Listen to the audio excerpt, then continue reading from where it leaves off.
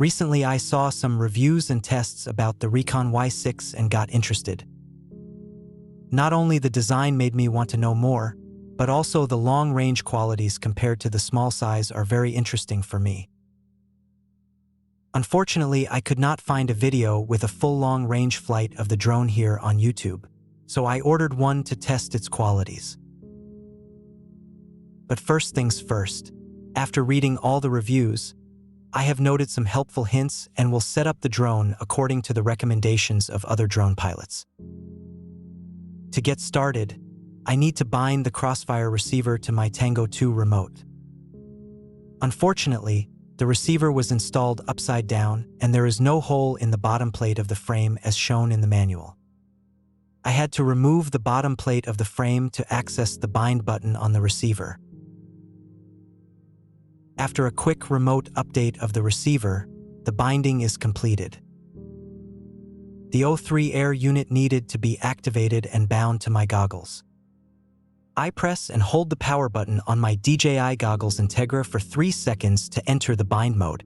On the air unit, I press the small bind button on the side. The goggles and the air unit are now connected. Now I have to configure the channels for the remote and the OSD in Betaflight.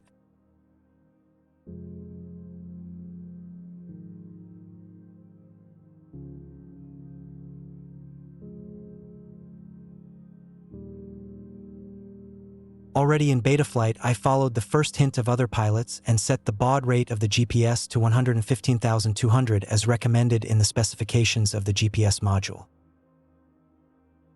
The rates should be okay, and I will do the first flight with default settings.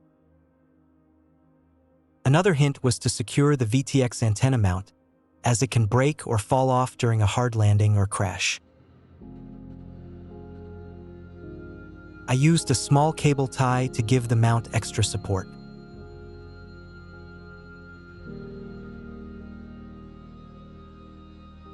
Looking at all the reviews, I realized that long LiPo batteries do not fit under the drone when the Crossfire antenna is mounted under the camera. The space to the front is limited, and at the back there is a fixed end because of the XT60 connector and the props. So I decided to use the vertical mount for the Immortal T antenna that came with the drone. Unfortunately, the mount is for the back of the drone and required the antenna to be unplugged and rewired. So I went with a self-made solution on the front of the drone. Using this mount for the antenna, I am able to place longer LiPo batteries with more capacity under the drone to fly long-range flights. But now I have the problem that the battery can slip out to the front because it is no longer held in place by the antenna mount. There is only one battery stripe, so there is not much hold on the frame. I think I will have to find a better solution for this before the first long-distance flight. For a first test flight, it will be fine. The props are mounted with 2 screws each, so you can mount the props upside down. A small sketch of the directions of the props comes with the drone and is very helpful. After mounting the props, the drone is ready for its first flight. The first flight should be done with less load. I fly without GoPro and with a small 1300 mAh battery. According to other reviews of the drone, it gains speed very quickly, so I have to be careful and try to keep it slow for the first flight.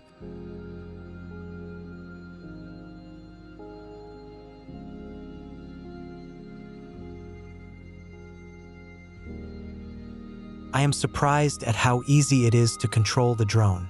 The hovering flight is definitely easier to maintain than with normal quadcopters. This means that I don't run the risk of gaining too much speed.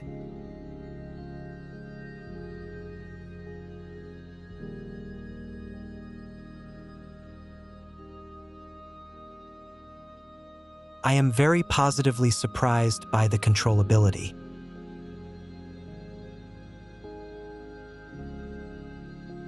Contrary to other reviews, I also find the drone to be very quiet. But maybe this will change with more weight due to the camera and a bigger battery.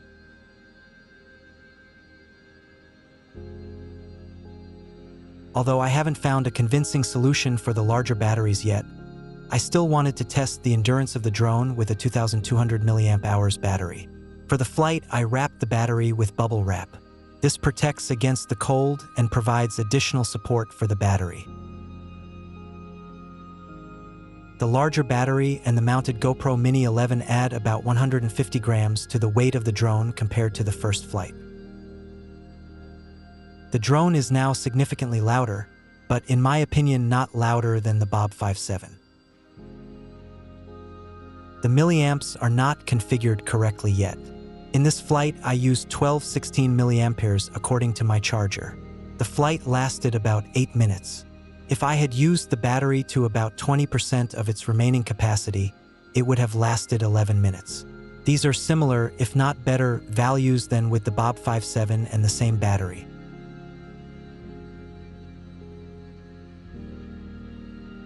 For my first long-range flight with the Rekon Y6, I will also take my Bob 5.7 with me, so I can fly the same route with the same battery and compare both drones.